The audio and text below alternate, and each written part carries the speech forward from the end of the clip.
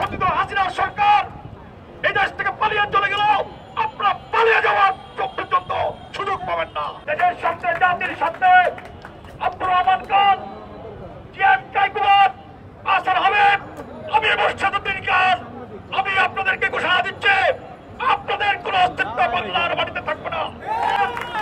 তারা আজকে এসিতে বসে অফিস করছে, আমরা রোদে পড়ে আন্দোলন করছি, তাদেরকে হিমাগারে পাঠিয়ে দেওয়া হবে ইনশাআল্লাহ।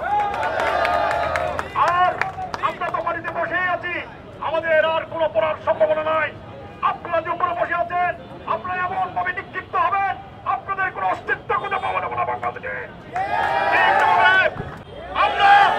আমরা আমাদের পরিবার থেকে সিদ্ধান্ত নিয়ে এসেছি, আমাদের চাকরি চলে যাবে, আমাদের মৃত্যু হতে পারে, কিন্তু আমরা একটা অস্তিত্ব নিয়ে যাব। আমরা দেশ ও জনগণের সাথে আন্দোলন করেছি, এটাই হবে আমাদের অস্তিত্ব।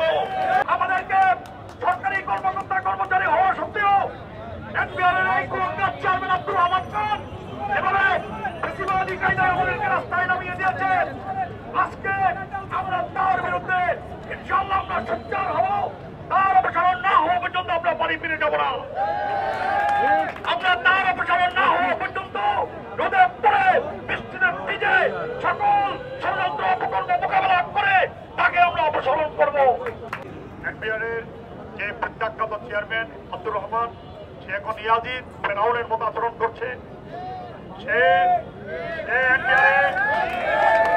সেই ফেরাউনের বংশধর কায়কোবাদ, সেই ফেরাউনের বন্ধুরা আসার হাবিব, তাদেরকেও তাদের মত